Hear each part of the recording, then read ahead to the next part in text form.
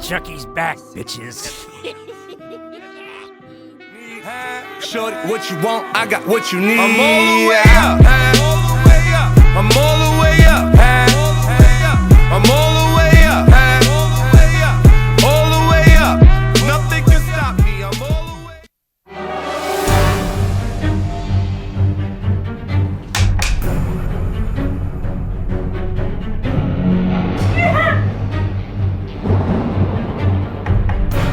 This is full on, in your face, Chucky horror. This doll is so pissed off. Curse of Chucky is the 6th of the Chuckies. Fans really want Chucky to be scary again. He's a badass in this one, there's no question.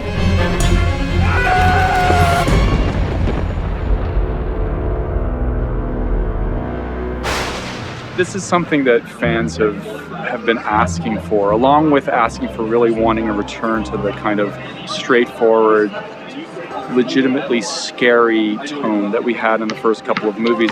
How's it hanging, Phil?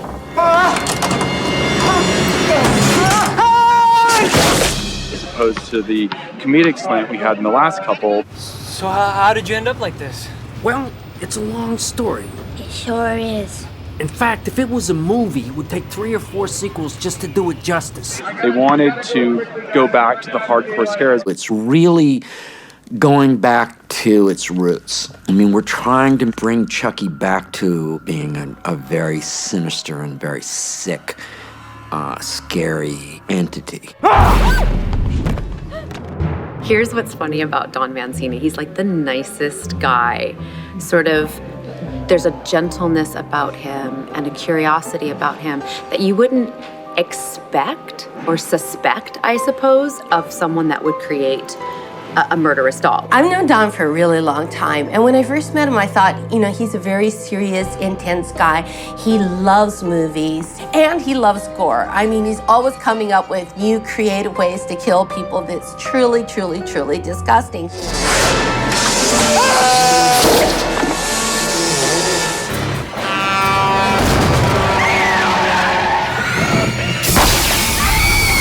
He knows this franchise, this doll, this genre better than anybody that he's cast. Why would you want to destroy this family? You destroyed my family. Brad Dourif is like the sweetest, most curious man I've ever met. I've never seen someone so excited to see actors act. I mean, even when he wasn't working, he wanted to be there. Today will be the first time I've ever seen Chucky in the plastic version work. Which is incredible. So, I'm like floating on air. It was pretty funny. I've known him for 25 years and have worked with him, but this is the first time I've actually physically been on a set with him and directed him, so that was really fun. And so now, of course, it's like even now more fun to bring Fiona, his daughter, into the series as this particular movie's star. Working with Fiona Dourif has been an absolute pleasure. And I commend her. She's wielding around in that wheelchair like she's been doing it forever. Fiona is awesome. I saw a lot of young actresses for this role, a lot of very talented actresses.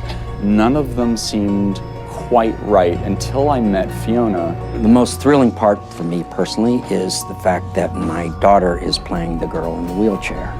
It was really cool shooting this movie with my dad. He's been interjecting embarrassing stories from my childhood and meetings Press with junket will be fun.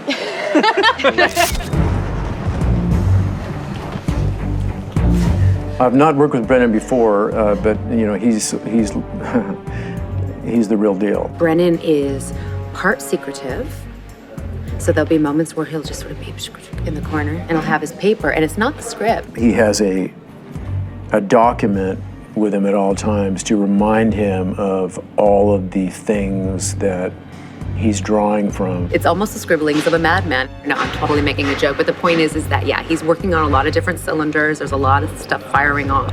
I am not sleeping with the nanny. No, of course, you couldn't be that stupid, Barb. Knowing that if I could prove such a thing, I could easily take Alice away from you. I've learned so much actually from all of the actors on the set, but I've learned so much from Danielle. She gives so much in a scene. She's just very professional. She's committed. She's focused on what she's doing, and she comes in and brings her ideas, and we collaborate. I have looked over every inch of this house, and I can't find him anywhere. Maitland and I have become like Frick and Frack. It's hysterical. We have become Barb and Jill, except for, you know, we're not ensuing upon a romantic relationship. She has a boyfriend at home. I think Maitland got a kick out of being the TNA, and she was. Maitland was great. She's so uplifting. She makes a lot of the scenes fun. Her energy is contagious, and it comes across in her character. I think that the world is going to see a whole lot more Maitland McConnell. Help me with the bags, okay? Sure. Mommy, wait! No, honey, wait for us. Sweetheart, why don't you come here and give me a hand with the bags? We talked about, huh? Summer is like a sponge. I've never met anybody that age, and I've worked with many kids that I'm just like, she's like stealing scenes here. Like, this is crazy. She was blowing all of us away with her accuracy, with her genuineness on every emotion and every thought. We're back. You found him. He was in the bathroom. The set was designed by Craig Sandals, who did an amazing job. The house really is kind of a character in this movie because the whole movie takes place there. I feel like I'm in the base motel sometimes. Like, I just walk in and I just go. It's old, it's creepy, it feels like it's breaking down. So when you walk in, I always feel like when I'm walking in, like going up the stairs, like, is it gonna break? It's creepy in a cool way. The walls are sometimes ripped in certain spots when they're supposed to be. And the floor is not always pretty looking. The whole place is beautiful, and I kind of want to live here despite the dustiness. I think Craig Sandals did an amazing job. I think the house is incredible. It was like old, spooky, gothic, and he achieved it. I mean, I think I was shocked when I saw the studio for the first time. It's so beautiful the way that it's lit. It sort of reminds me of like an old Hitchcock sort of tone with the colors and the shadows and the way, I mean, it's just, these guys are brilliant. We walk at a set every day, we're like, oh my God, this is so gorgeous. The set needed to be a reflection of these characters' lives. You know, these characters are in a very depressed state, so we needed this looming Victorian space to kind of reflect their mindset, and Craig did an amazing job. It definitely sort of serves as another character. The set piece is another character. This house is the final resting place for a lot of these people. Okay, we walk in and most of us don't walk out.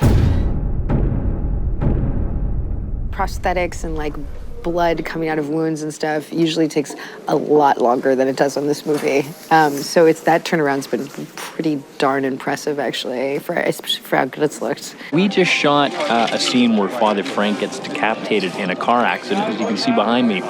So I built a rig, an appliance that makes it look like we're seeing the beginning of Father Frank's head falling off. And then now we're going to continue this with Bill's effect, where Bill has built a fake head that actually falls off.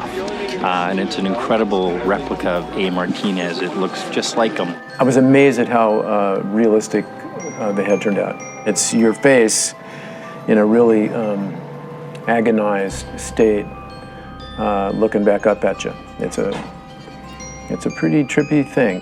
1, 2, 3.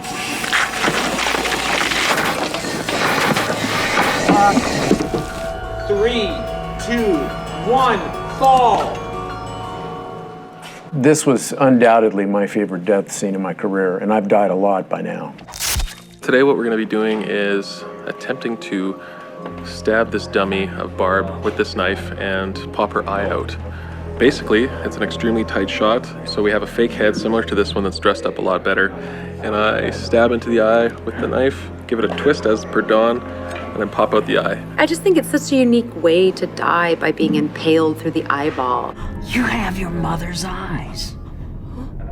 And they were always too fucking close together!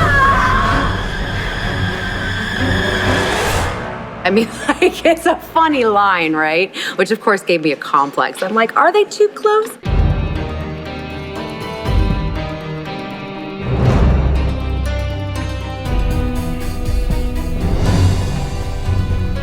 This is just wrong, what's happening to poor Barb.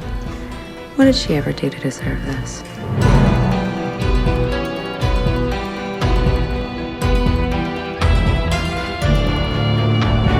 That's a wrap.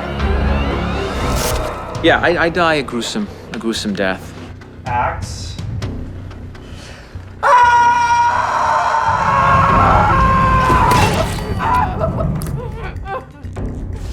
Maybe not. To create the head, when they put you in the mache or whatever it's called, and they make the mold, it's an ordeal. It takes a good 2-3 hours to get the whole process done. Well, they take a picture of me to get my face in the action of I'm gonna die moment, and then they want me to stay in that, and then they plaster me. First hour or so, it's fine, and then it hardens and you feel like you can't breathe, you're under. So I got a little claustrophobic with that. And then they crack it off your face, and it's your face. But it's actually rubbery, so they can amalgamate it and they can move around and cut little pieces and make it look like, and then they add hair and they paint your face.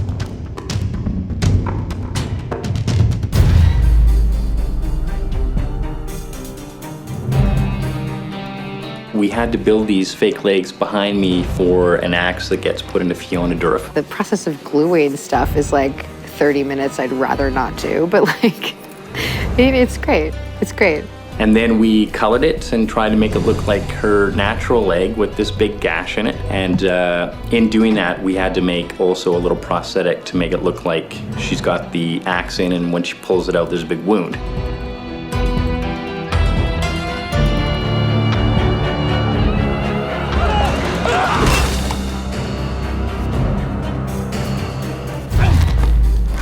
One of the cooler effects we have in the movie is where Jennifer Tilly slits Officer Stanton's throat. So what we did was we built a bladder that's attached to some tubing, and we put that on Adam Pertig's neck first. And then we covered that with a foam latex appliance with the slit already in it. And then when we got to set, Jennifer pops up from behind Adam from the back seat and slits his throat. Action. And fall. And he kind of pulls his head back a bit to open the slit up, and the blood will come pouring out very gruesomely. That'll work great. Yeah, that's awesome.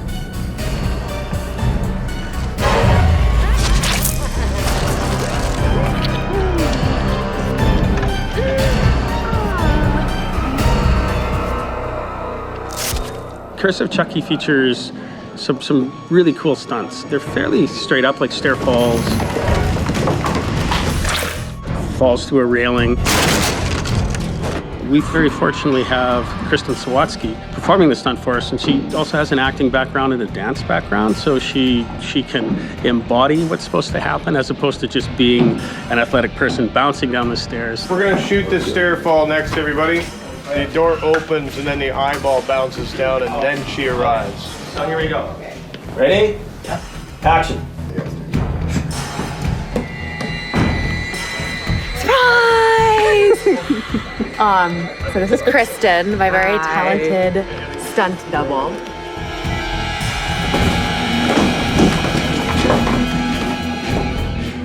And cut. Cut. Everyone at home wants to know, did it hurt? You made it look so graceful. Yeah, and I'm told to say that it doesn't hurt. Okay. You know, you're gonna feel there's bumps and bruises for sure. But I have a little help under Are you my padded? wardrobe. I have some pads. Okay, a little bit of padding. Yep. Nice. So that definitely helps. We have a girl exploding over a railing, but in a wheelchair. So there's our angle, and we have to figure out how not to have that wheelchair chase her and hurt her. So we have to sort of accommodate that. And 3, 2, 1, action.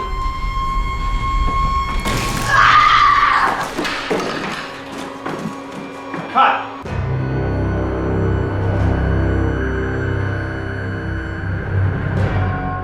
When you're doing horror, you have to stay current with whatever people want from horror, and we're trying to do that. There is a real Chucky cult. There are people who've seen all of the Chucky movies. They understand the metamorphosis of where it's going and how the franchise is changing and evolving. I think Chucky's scarier that he's been in a long time because we like don't know where he is. He's like in the background somewhere. And you know, and I think those are the moments that were truly scary in the Chucky franchise. I think Curse of Chucky is going to remind audiences why they embraced Chucky as a horror villain 25 years ago.